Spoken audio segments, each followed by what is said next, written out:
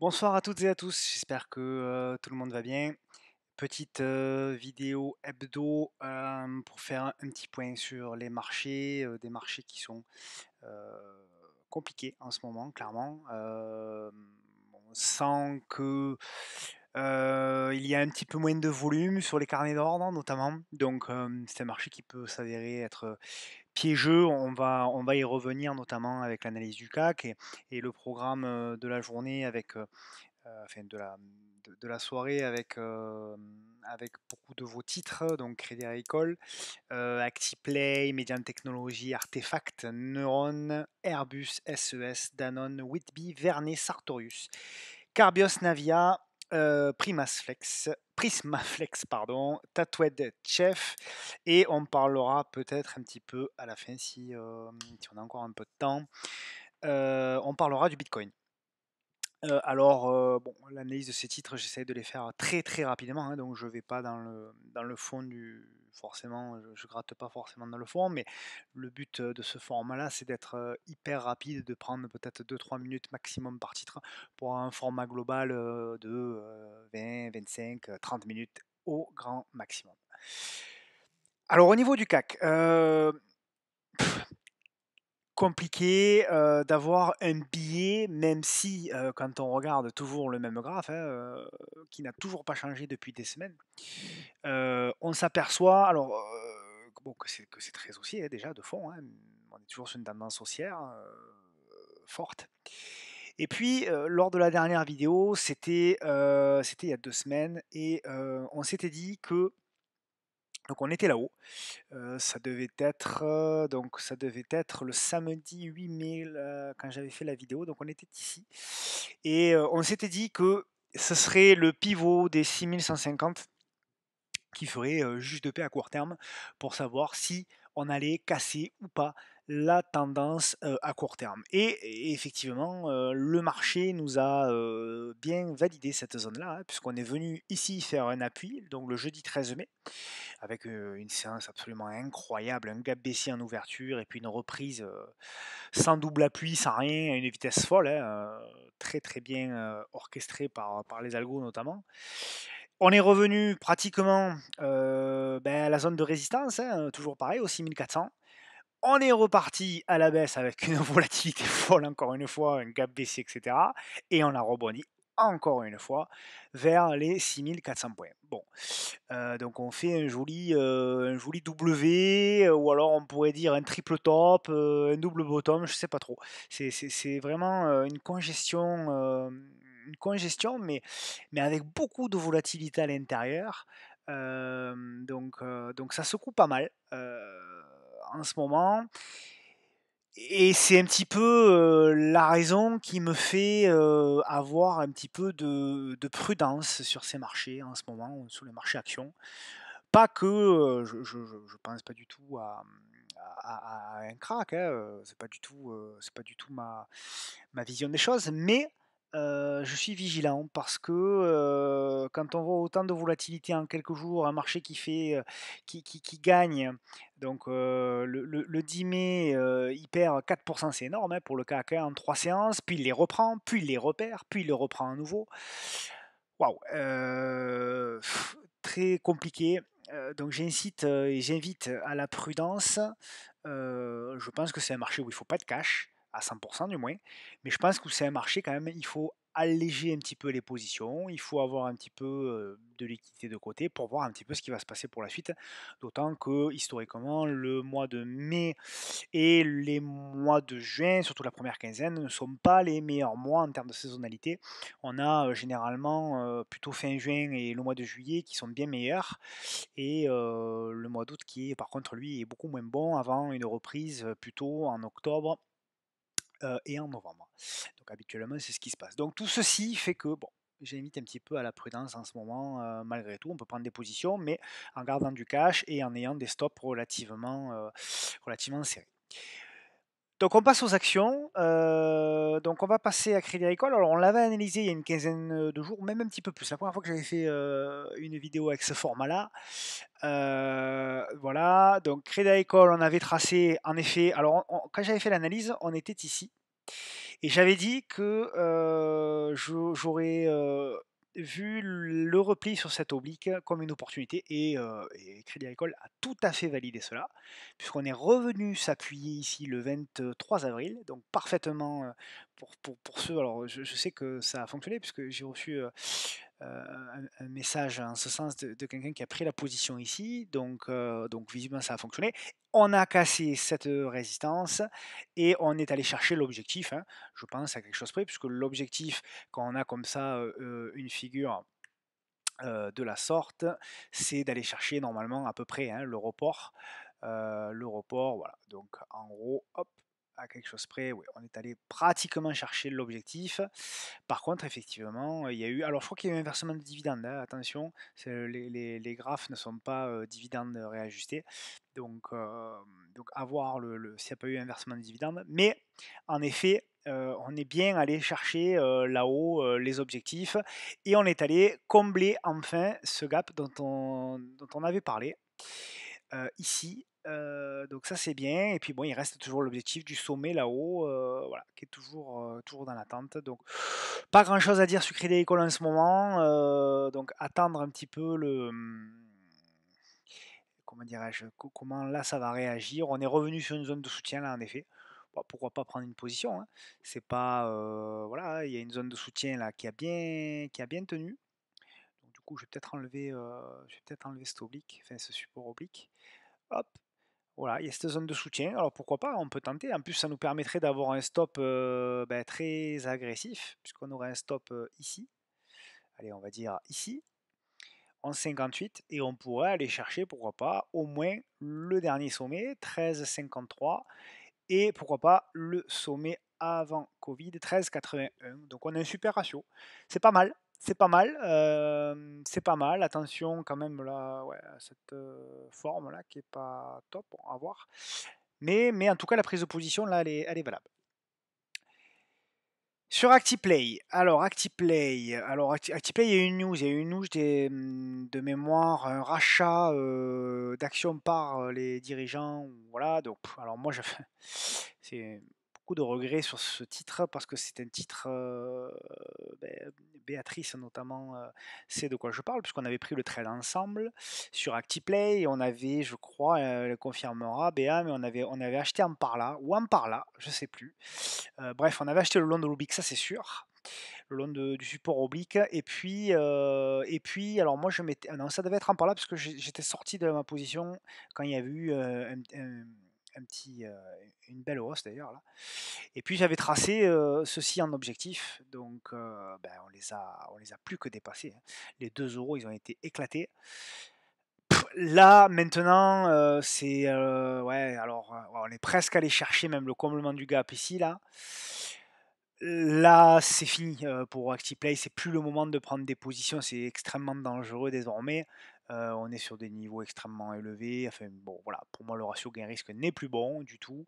Donc voilà, alors ça peut monter encore, hein, bien évidemment, hein, on peut, voilà, si on peut mettre, un ordre d'achat et puis, voilà, mais bon, pour moi là, ça devient extrêmement compliqué, d'autant que c'est un carnet d'ordre de mémoire qui est un peu pas très liquide, donc faut faire gaffe quand même. Voilà, bon, ceux qui ont tenu, ce qui n'est pas mon cas, dans la figure de congestion, bravo. Et par contre, ceux qui ont loupé le train, là, enfin, pour moi, il faut la laisser de côté. ActiPlay, c'est plus le moment de rentrer. Median Techno, alors j'en ai parlé de Median Techno, voilà, donc c'était magnifique, voilà, j'en ai parlé sur Twitter. Donc on était sur ce support oblique, on l'a touché une fois, 2 fois, 3 fois, et puis on a explosé à la hausse. On est venu chercher un objectif ici, pardon. Maintenant, c'est un support, on peut dire d'ailleurs. Hop, voilà. Ah, mais non, c'est toujours une résistance puisqu'on ne l'a pas franchi en clôture, pardon. Hop, voilà. Donc, on bloque toujours sur cette résistance à 14,54. Alors, soit effectivement, il y a une grosse force des acheteurs et dès lundi, on vient exploser cette résistance, soit éventuellement on vient rechercher un petit appui. Peut-être on vient valider d'ailleurs le petit support ici intermédiaire, voilà, qui est à 13 euros, avant éventuellement de repartir. Pourquoi pas. Donc pour moi, la prise de position, non. Pour moi, c'est plus le moment. Donc la prise de position, elle se faisait ici. Par contre, si effectivement on vient s'appuyer là, on vient marquer un bel appui ici, sur la zone des 13 €, ça peut être une opportunité d'achat, éventuellement. Voilà, avec un stop qui se situerait peut-être sous les, on va dire sous les 12,30 €, même 12 €, parce qu'attention, il y a de la volatilité. Donc il faut avoir des stops un petit peu plus éloignés peut-être pour ce genre de valeur, quitte à réduire la taille de sa position. Mais en effet, pourquoi pas, dans cette zone-là, ça peut être un dernier appui avant un gros redémarrage. Je crois il y a des magazines qui sont à l'achat fort sur cette valeur. C'est une très très belle valeur. J'en avais parlé moi sur Twitter et j'en avais un petit peu. Alors moi j'avais vendu une grosse partie sur les 13 € là. Malheureusement, j'ai pas tenu la consolidation. C'est dommage, mais bon, c'est comme ça. Artefact, superbe valeur aussi, hein, Artefact. Alors, ben, Artefact, pareil, on en avait parlé sous Twitter, donc on était sur un beau support oblique. Voilà. Et puis, on a fait une magnifique figure de consolidation haussière, donc un triangle ascendant, une tasséance, ce que vous voulez. Et puis on l'a cassé et on a fait un formidable, magnifique, techniquement, vraiment magnifique, hein. L'analyse technique là, sur ce genre de valeur, prend tout son sens. On a fait un formidable pullback ici, voilà, sur cette zone, après avoir ici et ici été en résistance. Donc là, quels sont les scénarios? Alors, euh, difficile peut-être encore une fois de prendre position parce que sur Artefact, si vous prenez position lundi ici à l'achat, à 4,47 admettons, ça veut dire que vous aurez un stop d'invalidation ici à 3,9. Ça veut dire que vous aurez un stop à 12%, 13%, c'est quand même beaucoup. Et donc pour avoir un ratio gain-risque relativement bon, il faudrait viser au moins les 5 €. D'accord. Alors je pense qu'Artefact ira au moins à moyen terme. Mais il n'est pas impossible que non seulement on vienne, pourquoi pas, retester la zone ici de support, c'est pas impossible, et du coup, une prise de position sur les 4 € nous permettrait d'avoir un ratio gain-risque bien meilleur, avec, pourquoi pas, une figure de congestion là-dedans, d'accord. C'est un scénario, hein, bien évidemment, je n'ai pas dit que c'est ce qui allait se produire, mais c'est un scénario qui pourrait être intéressant pour la prise de position avant une cassure et cette fois-ci un redécollage. Ça, ce serait vraiment sympa parce que du coup, on aurait la possibilité de faire une prise de position avec un ratio gain-risque bien meilleur, un stop beaucoup plus près et une possibilité de gain bien supérieure. En tout cas, quoi qu'il en soit, si vous êtes long-termiste sur ce genre de valeur, il n'y a aucun problème. On est sur un train de dossier très propre, extrêmement propre. Alors attention, c'est pas non plus la plus liquide, hein, Artefact, donc il ne faut pas non plus mettre la maison. Mais en tout cas, c'est une très très très très belle valeur.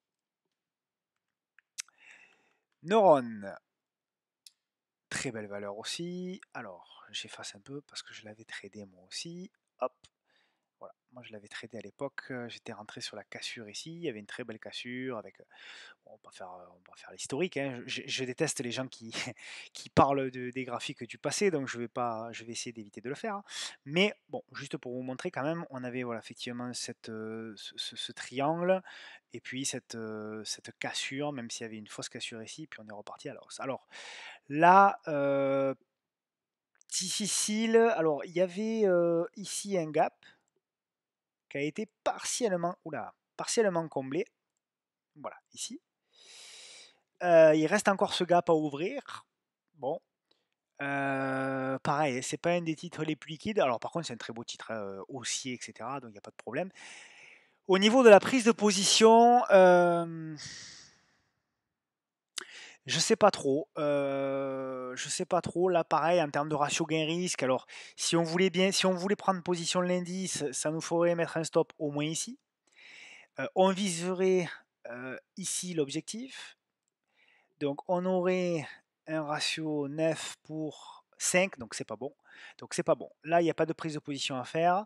Il faut attendre éventuellement une autre figure. Alors soit dans l'idéal un repli, voire même le comblement du gap. Et si on voit que ça repart, hop, on peut tout de suite prendre position en visant toujours avec le même stop, le même objectif, mais cette fois-ci, on aurait bien évidemment un ratio qui serait de 4% à la perte pour 12% à la hausse. Donc on aurait en effet un ratio bien meilleur. Là, pour moi, la prise de position, c'est du 50-50. Et si c'est pour faire du 50-50 en bourse, autant aller au casino. Je recommande notamment le casino de la Grande Motte qui est pas très loin, qui est magnifique.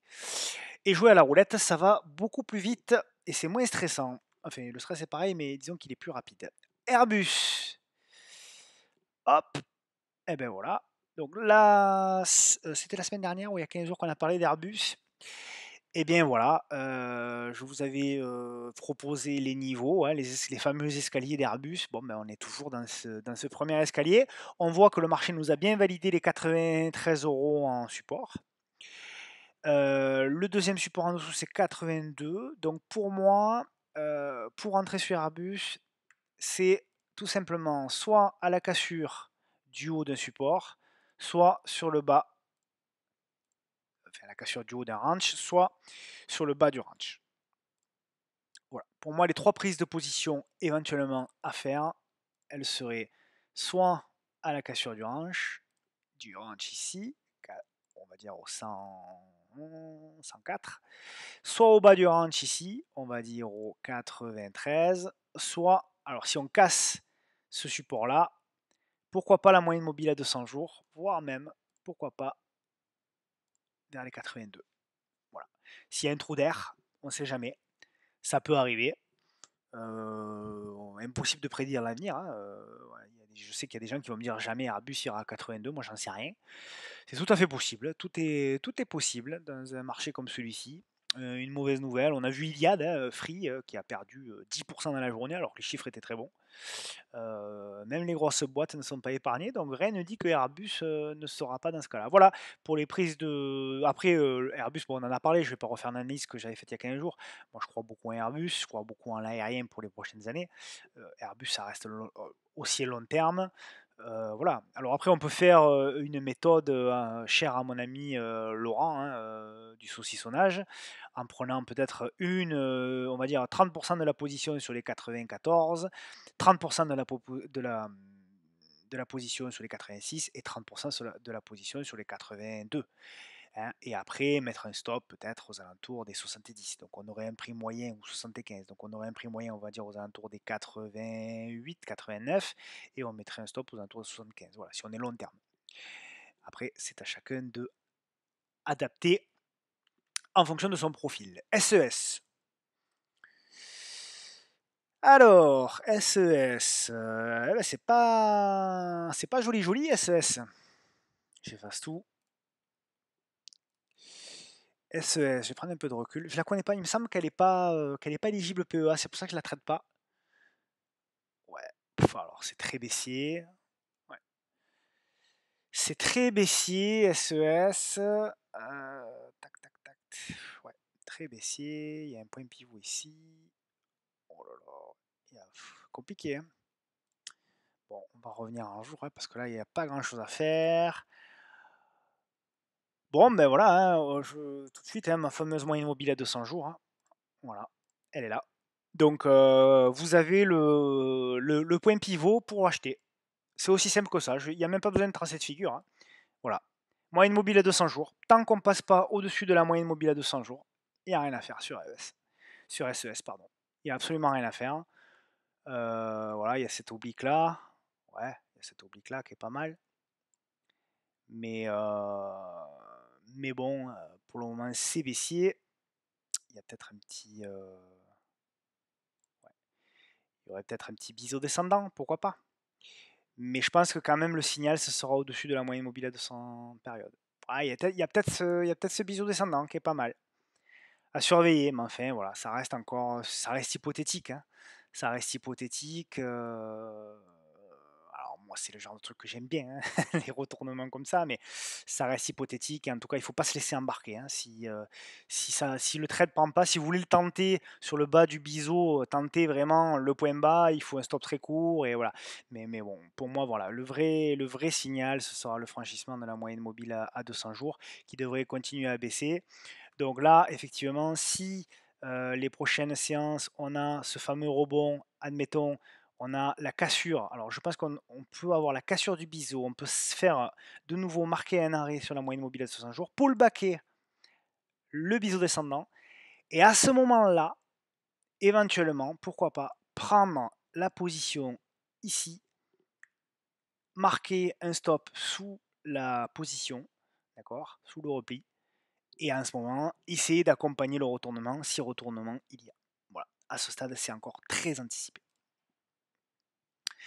Danone, la mémère, voilà, c'est pas Jojo non plus, Danone quand même. Alors il y a eu pareil, je crois qu'il y a eu un versement de dividende.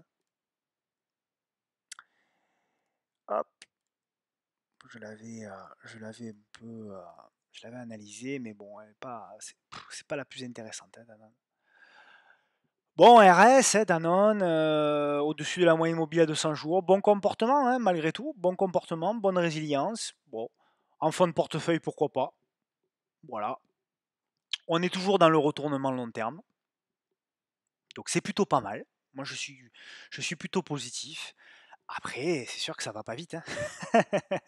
C'est sûr que ça va pas vite, Danone. Bon, cela étant, en ce moment, ouais, il y a peut-être cette oblique là qui est peut-être un petit peu plus sympa. Cela étant, en ce moment, il n'y a pas grand-chose qui va vite, il y a plutôt des choses qui reculent. Donc les choses qui avancent doucement, c'est peut-être des bons placements, je sais pas. Ouais, on a marqué aussi cette résistance-là. Voilà. Donc, ben, je vois bien sur Danone, ouais, j'imaginerais bien, enfin, ce qui me plairait bien, c'est un petit repli.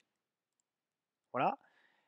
Un nouveau test de la moyenne mobile à 200 jours. Et là, on pourrait éventuellement prendre position avant le redécollage éventuellement et acter enfin le fameux retournement. Décidément, je me mélange dans les flèches. Voilà.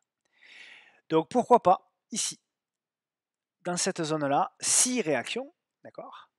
Ce serait la zone des à peu près hein, dans les 57 euros, 57, 58 euros, pourquoi pas. Permettrait d'avoir une invalidation sous la moyenne mobile à 200 jours et de garder ça en fond de portefeuille long terme pour un retournement. Ouais, je le vois bien comme ça, ce sera intéressant. Je la regarderai, tiens, je la regarde pas beaucoup, Danone, mais je la regarderai parce que ouais, je vois bien ce scénario-là. Pourquoi pas? Ça peut être pas mal, hein. Ça peut être pas mal. Je suis souvent dur avec Danone, mais finalement, dans un marché comme celui-ci, ça peut être une idée. Pourquoi pas? Whitby, alors Whitby, ah ben Whitby, j'en avais parlé, oui, je vais vous le montrer, j'en avais parlé, ouais. Alors, ben Whitby, alors j'en avais parlé sur Twitter, clac, je vais vous le montrer, voilà. Hop là, voilà. Donc j'avais fait, hop, ben voilà, donc j'en avais parlé sur Twitter ici. Donc sur le franchissement de ma moyenne mobile à 200 jours, et puis effectivement, on a poursuivi le mouvement. Donc c'est plutôt positif. Ouais, on a pris 10%. Et là, on s'attaque au gap. Alors sur Twitter, j'avais signalé que c'était le franchissement des 8,55 qui ferait le signal. Bon, ça a été le cas, hein. Donc on a bien franchi les 8,55 et donc on s'attaque au gap. Donc le premier objectif, c'est le comblement du gap. Alors pas tout à fait, descendez-le un petit peu, hein, parce que bon, parfois, voilà. Mais grosso modo, c'est là. Alors, encore une fois, pour moi, le signal d'achat à prendre, pour avoir un bon ratio, il était ici. Il était ici. Il était au breakout. Donc, il était au 8,55. Là, on a déjà 5% dans la vue. Donc, 5% de moins à gagner, mais 5% de plus à perdre également. Donc, alors, par modeste expérience, souvent, j'ai remarqué que lorsqu'on attaquait des gros gaps, quand ce sont des gaps importants, comme ça a été le cas sur Whitby, souvent, le gap est mordu dans un premier temps. Ensuite, on refait un petit retour en arrière avant de le réattaquer. Voilà. Souvent, c'est ça. Donc, Whitby, ce que je ferais, mais j'ai effacé mon joli gap, c'est pas grave. Ce que éventuellement j'attendrai, c'est un petit repli, pourquoi pas mettre une épuisette d'ailleurs, sur les 8,55 avant le redécollage. Voilà, pourquoi pas. Du coup, on aurait un super ratio, parce qu'on aurait un stop ici, voire même si on est vraiment un peu plus long terme, et que, bon, on sait que Whitby, des fois, il y a des mèches, hein. Donc on veut mettre un stop plus bas, on la met carrément sous le support, d'accord?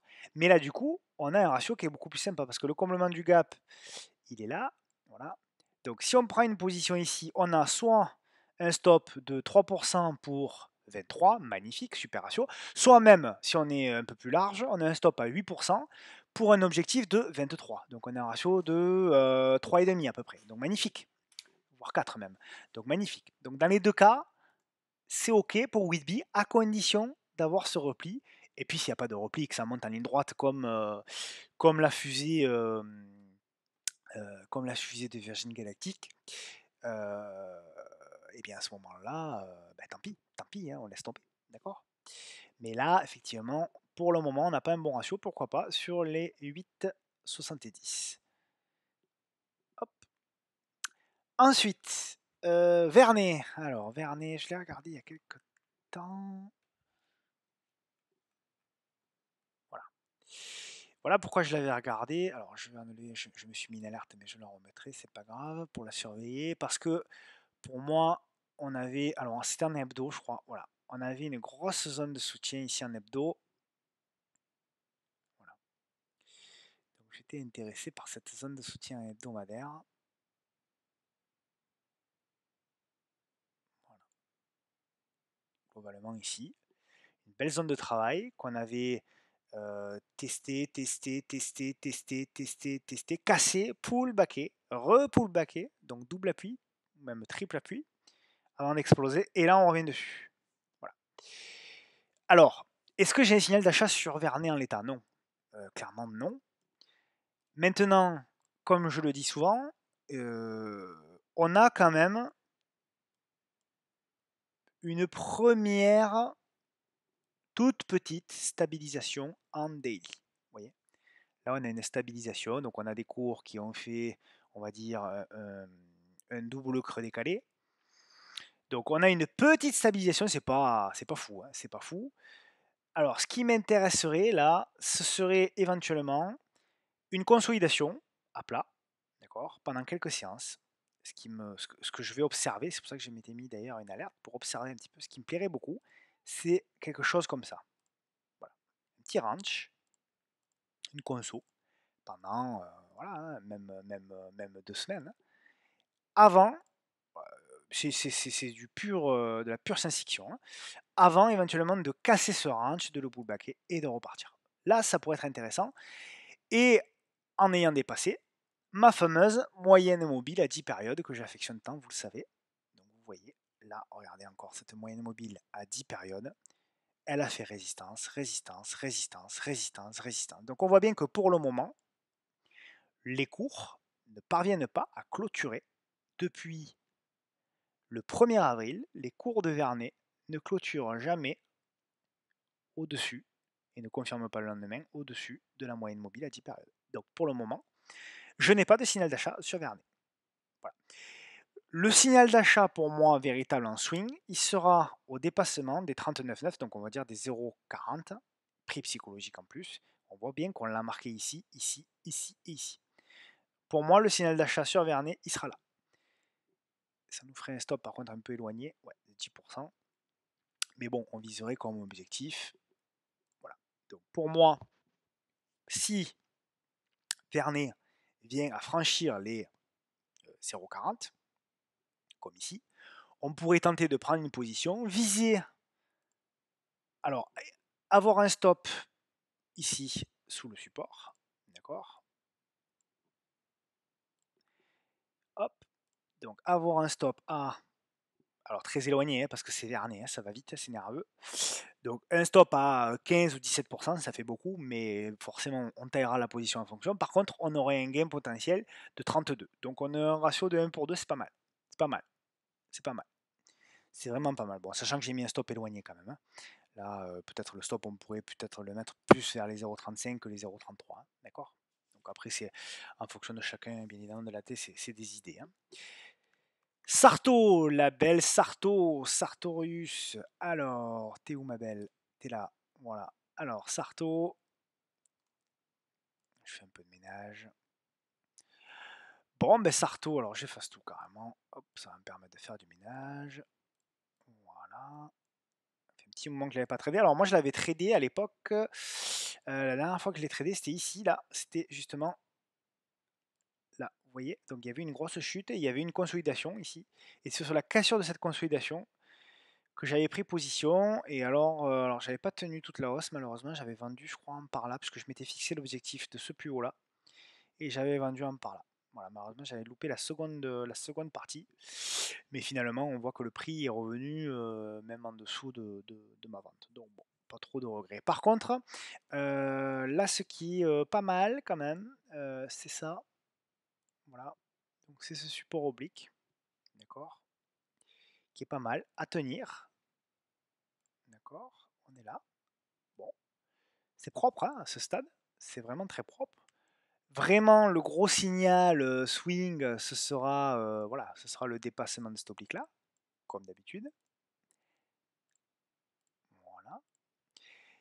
Mais, bon, à ce stade, c'est pas mal. On s'aperçoit qu'on est revenu. Vous voyez, il y a un petit gap là qui s'était ouvert. Ici. On est revenu ici le combler, on est reparti. Et on est revenu pratiquement s'y appuyer encore une fois. Donc c'est vraiment cette zone-là qui va faire office de pivot pour moi. Donc en dessous, attention, parce que on a quand même une figure là.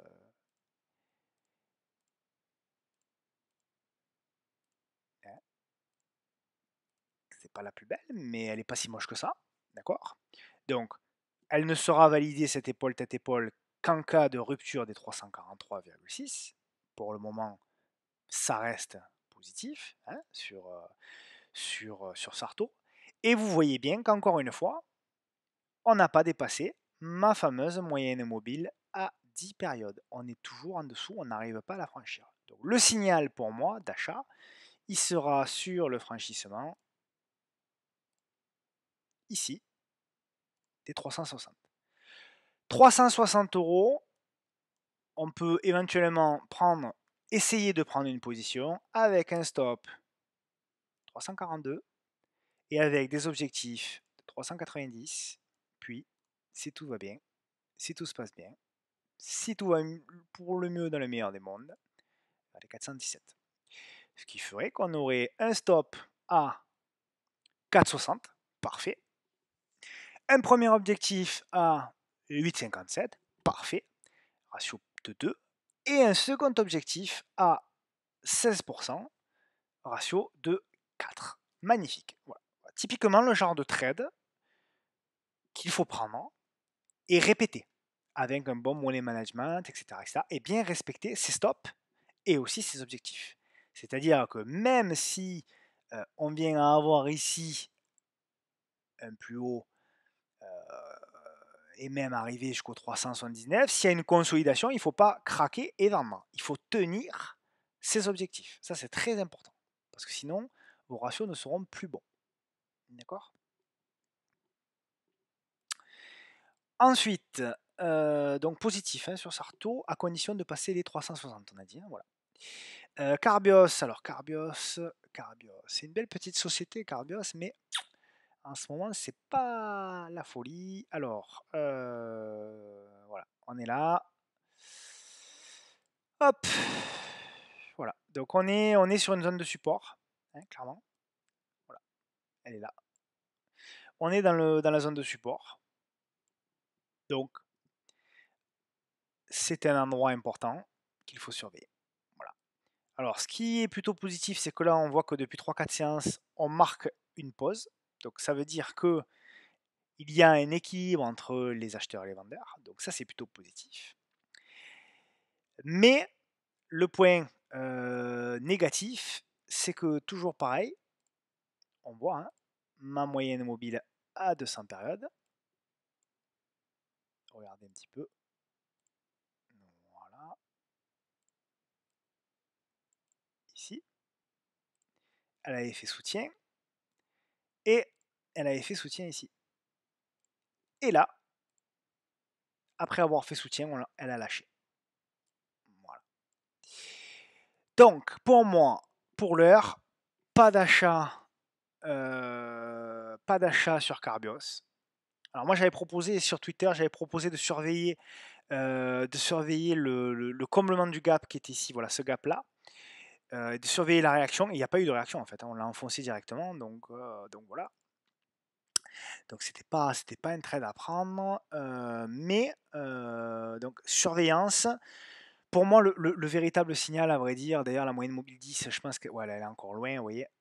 Donc éventuellement, je dis bien éventuellement, première demi-position sur le franchissement de la moyenne mobile à 10 périodes, deuxième position sur le franchissement, donc complément, on va dire pyramidage à la hausse, s'il y a le franchissement de la moyenne mobile à 200 périodes. Le stop, ben, il est très clair, ce serait voilà, ici. Mais à condition, donc demi-position au-dessus de la moyenne mobile à 10 périodes, demi-position au-dessus de la moyenne mobile à 200 périodes, 200 jours plutôt. Navia, alors Navia, toujours pareil, voilà, Navia, toujours pareil, hop là, c'est quelques, hop, voilà, tac, donc toujours pareil. Alors c'est toujours, c'est pas négatif hein, sur Navia, mais ça patine quoi. Ça patine, ça patauge, ça fait pas. Qu'est-ce qui se passe sur Navia? On est dans un, donc on est quand même, il faut quand même voilà, pour le moment, on est sur une tendance haussière, d'accord? Malgré tout, cette tendance haussière, elle est quand même relativement neutralisée depuis 2-3 mois. Voire même à court terme, on est baissier.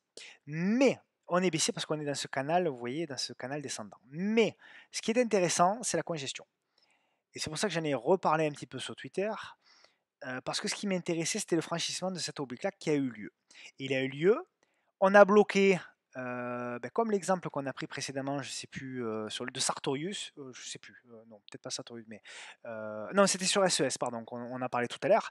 SES, il y avait, je vous ai dit, on pourrait éventuellement avoir une cassure d'oblique, bloquer sur la moyenne mobile à 200 jours et faire un pullback. Et c'est exactement ce que Navia a fait.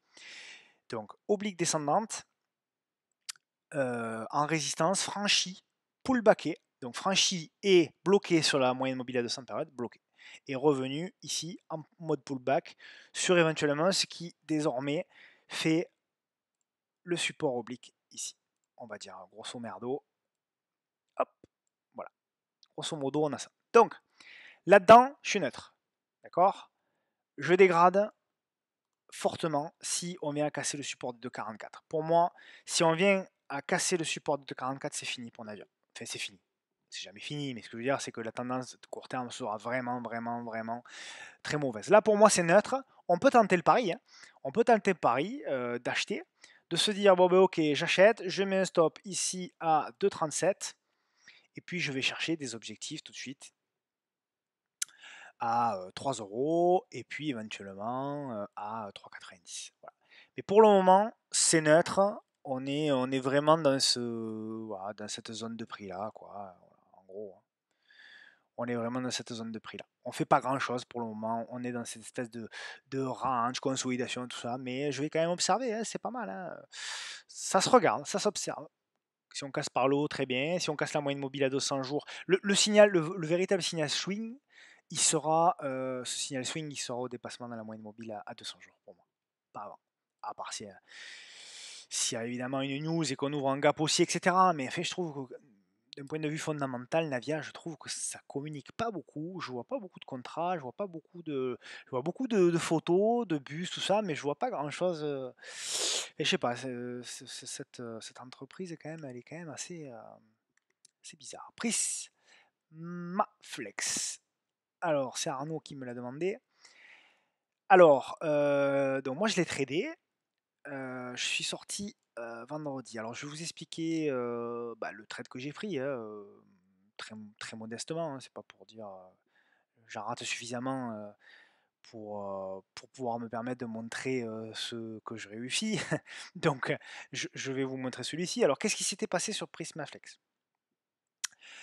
On avait une longue congestion ici. Alors, c'est un titre qui n'était pas très liquide, qui est toujours pas très très liquide. Et puis on a eu une explosion, une news, etc., une explosion, puis on a fait une consolidation, réduction de la volatilité, on a eu effectivement ici, ensuite on a eu cette, ouais, on va dire ici, bon, peu importe, on va dire c'est surtout l'oblique, la résistante qui a été cassée. Alors, donc moi, il y a deux choses qui m'ont fait prendre position. J'ai pris position tout simplement, j'ai pris position non, jeudi. Jeudi ici, sur cette bougie-là. Pourquoi? Pour deux raisons très simples. La première, c'est qu'on avait franchi l'oblique. Et la deuxième, c'est qu'on avait franchi ma moyenne mobile à 10 périodes. Voilà, ici. Donc, j'avais vu que le mercredi, on avait clôturé au-dessus de la moyenne mobile à 10 périodes. Donc, le lendemain, ou du moins le soir même, j'ai mis tout simplement un ordre à seuil de déclenchement au-dessus de la bougie. D'accord? Donc, j'avais mis à 12,15 de mémoire. D'accord? J'avais mis une invalidation, donc un stop loss sous les derniers plus bas. Donc, j'avais mis, ouais, c'est ça, en dessous de 11. Et j'avais visé l'objectif, alors j'ai vendu. Je sais pas, je suis loin d'avoir vendu au plus haut, je crois que j'ai vendu ici, là, à 13,90, voilà ça. Parce que je m'étais fixé l'objectif des 14 ici. 14 en point haut, donc j'avais un ratio qui était pas mal, qui était correct, on va dire. J'avais un ratio de, voilà, 1 pour 1,5, ce qui était plutôt pas mal. Donc c'est ce qui s'est passé hein, au niveau de Prismaflex, c'est que du coup, ben, on a eu une très très belle séance avec des volumes en plus. Donc, je crois, voilà, il y avait quand même des bons volumes. Belle séance avec des bons volumes. Donc voilà, alors bon, est-ce que pour le moment, alors est-ce que là c'est le moment de prendre position sur Prismaflex? Bon, ça fait un stop très loin, hein. Alors pourquoi pas, on peut avoir le même stop que moi, enfin, celui que j'avais, puisque j'en ai plus maintenant, et viser un objectif ici par exemple, les derniers plus hauts, ce qui fait qu'on aurait, si on paye l'open, on aurait un stop à 28% et un objectif à 36. Bon, le ratio est correct, hein, mais bon, ça fait un stop quand même à 30%, hein, donc ça veut dire une taille de position relativement réduite, etc. etc. Donc bon, ça me semble un peu compliqué. Par contre, pour Arnaud, je crois que tu es toujours dedans. Donc moi, pour le moment, alors sincèrement, je regrette hein, d'avoir soldé toute ma position. J'avoue que je suis un peu nerveux en ce moment avec des marchés aussi volatiles, donc j'ai tendance à solder très vite. Euh, mais pour moi, très sincèrement, je regrette de ne pas avoir gardé un petit reliquat sur Prismaflex. Ouais, parce que je pense que ça peut encore, au vu des volumes, ça peut encore poursuivre et pourquoi pas aller chercher les derniers plus hauts. Ça me surprendrait pas tant que ça. Voilà. Alors, on passe aux US. Alors peut-être je l'ai pas. Hein. Si, t'as Twitch Inc. Alors, je la connais pas, tiens. Ah si, j'ai dû la tracer pour un copain. Bon, bon. Ah bon, ben voilà, ben on pull back. Ouais. Ah, c'est pas une action qui doit être très très ancienne, hein, parce que je. Ah oui, elle a dû être introduite ici, ok. Alors on va pas parler de fondamental parce que je la connais pas. Je sais pas ce qu'ils font. Ouais. Alors, bah, ce support là oblique, il a l'air toujours d'être vu par le marché, puisqu'il a été cassé, pullbacké. Et là, on est en train de repasser au-dessus. C'est plutôt positif, hein, là. C'est pas mal, hein. Là, on avait le signal d'achat qui était au franchissement ici des 12,84 pour moi. Pas mal du tout. Est-ce qu'il n'y a pas une oblique là qui traîne quelque part? Ouais, mais même si elle traîne, on l'a franchi. C'est positif. C'est positif sur Tatouage Chef pour moi. Euh, ouais, c'est plutôt positif. Alors, pourquoi pas? Donc, si on veut prendre position lundi, on pourrait éventuellement mettre un stop. Alors, soit on part du principe que cette zone-là, pourquoi pas, hein, ferait office de support. D'accord? Donc on prend un support très large pour ne pas se faire surprendre. Et donc on met un stop bien large. Parce qu'on voit qu'il y a quand même des mèches basses. Hein. D'accord? Hop. Donc on aurait un stop à 17%. Ouais, ça fait beaucoup, mais bon. Après, un objectif, on pourrait aller chercher celui-là, mais il n'est pas très loin. 25 et 35, ouais, pourquoi pas, hein. Pourquoi pas. La moyenne mobile 10, elle a été franchie ici. Ouais, c'est pas mal, hein. Donc soit on joue un stop très agressif, et à ce moment-là, carrément, on se met sous la moyenne mobile à 10 périodes. D'accord. Et on va chercher, du coup, on aurait un ratio pour le TP numéro 1 qui serait juste bon, même très juste. Non, il faut viser au moins le deuxième, hein. Il faut viser au moins cette zone-là pour moi en objectif. Ouais, ouais, ouais, ouais, ouais. Ici, pour moi, il faut viser. Si on rentre sur Tatoued à ce prix-là, il faut avoir un stop pour moi à 17 euros, 17,50 €, 17,60 € et viser au moins 25. Sinon, c'est pas rentable. Ce trade ne sera pas rentable. Par contre, c'est pas mal. Par contre, c'est pas mal, hein. Ah, il y a un petit retournement. On a fait un double appui décalé ici. Hop, dupliqué. On a fait ici là un joli double appui décalé. Pas mal, hein. Pas mal du tout. Franchement, pas mal du tout. Moi, ça me plaît bien, hein, cette voilà. À surveiller. Je surveillerai également. Et puis le Bitcoin. Alors, le Bitcoin. Alors, Bitcoin, je vais passer sur TradingView, vous m'excuserez. Voilà. Alors, le Bitcoin. Bon, je me mets en données hebdomadaires, hein, d'accord? Alors, je suis en dollars, hein, sur le Bitcoin. Bon, c'est relativement simple. Il y a, il y a trois, il y a trois zones importantes. Première zone importante, c'est la zone qui a été marquée par le marché, c'est 30 000 dollars. Voilà. Tant qu'on est au-dessus, pour moi, la, la tendance long terme et moyen terme est préservée. Donc court terme, on est baissier, ça c'est clair, net et précis. Moyen terme, long terme, pour moi, on est encore aussi. La deuxième zone importante, et pour moi peut-être la plus importante, ça va être ce support oblique là. Voilà.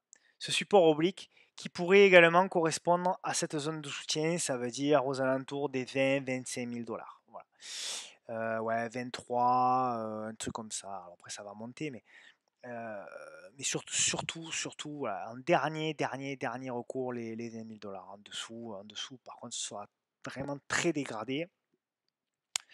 Pour le moment, il n'y a rien à faire. Voilà, pour moi, pour le moment, alors si ce n'est faire de la spéculation et faire du trading, hein, mais bon, euh, vu la volatilité, etc., bon, ça reste un peu dangereux.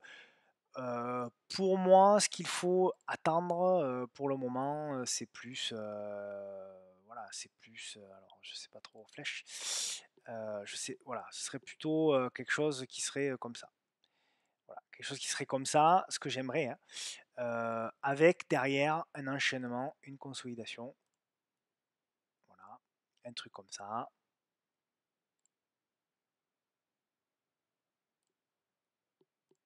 Voilà.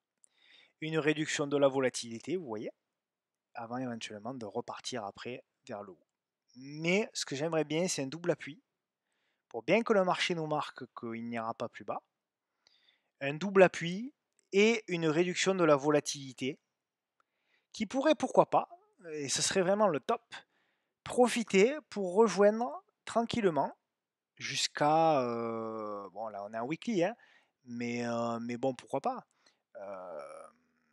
Jusqu'à une fin de consolidation à plat, avant une cassure par le haut et un redémarrage du bull market, éventuellement. Voilà.